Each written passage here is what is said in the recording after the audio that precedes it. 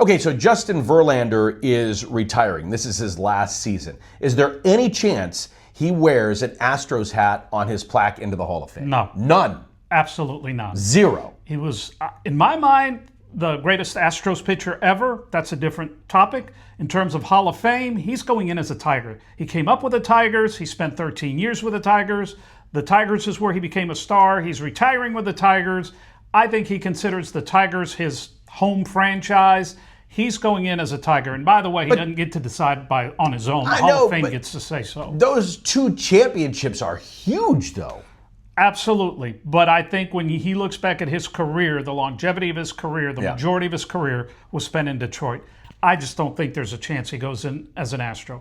But I think he's the greatest Astro pitcher. I'm going to get some pushback on that. I was going to say that's almost contradicting your first argument that it's so clear cut that he goes in with the Tigers. Well, it wasn't really that short stint with the Astros. Yeah. He did spend like 7 years here, 130 starts, 80 plus wins. He's got the best winning percentage ever among Astros pitchers. Although pitchers' wins now overvalued, and there's different reasons for that. Bottom line is he won 2 World Series and 2 Cy Youngs.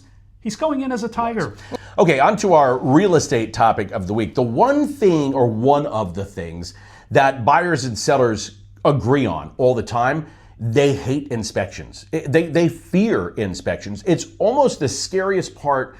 You know what? I'll say it probably is the scariest part for most people of any real estate transaction. The inspection process, right? I'll agree with that because for the seller, they really don't know what the inspector is going to find that they may not know about. But they always seem to think there's nothing wrong with the house. Of course, right. Yeah. And from the buyer's perspective, I always tell my buyers, look, there's going to be 20 pages of stuff that the inspector is going to find because they're required to list every little thing that they find. They're required to do that. They're state licensed.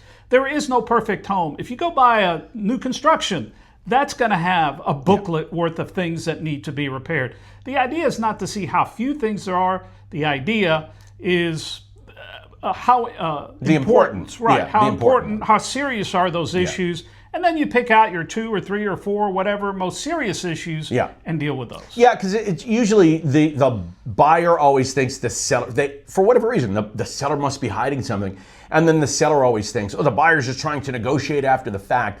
I mean, to me, I always tell buyers, and sellers for that matter, what we're looking for in inspections are things that are not working as intended, okay? If the coil is not working on your HVAC, then the seller's got to fix that, right? Because no one knew. We wrote the offer assuming that the air conditioning was working. And in Houston, you're not buying a house if the air conditioner is not working. So that's an easy one.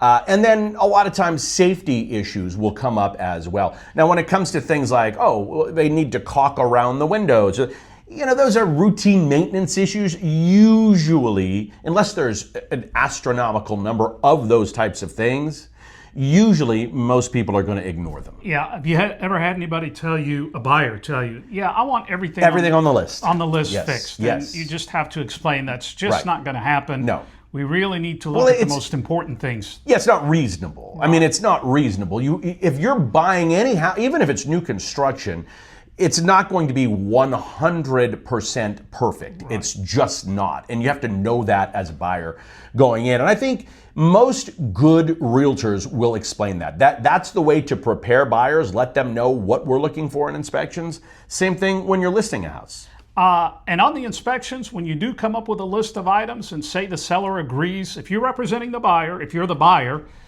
if the seller agrees, these things should be taken care of, I prefer that my buyer clients get cash at closing as opposed to the seller actually repairing them for a couple of reasons. The most important being you get to pick who's going to fix it for you, and you get to get that done. And secondly, it's you trust that you'll get better people than perhaps the seller may select. You get to select your own people. So it's not an absolute. Different people have different ways of doing it. I just like to get cash at closing. Yeah, I mean, that's a great point that you bring up. But a lot of times, the buyer, and seller are they're calling different people to come repair this item, right? And what's the seller looking for? He's looking for the least expensive way to get through this. The buyer's looking for quality because the buyer is going to be living in the property. So look, we could spend forever talking about inspections. This was not the last time we will tackle inspections. But that's going to be it for today. I'm Brad for David. Thanks for watching.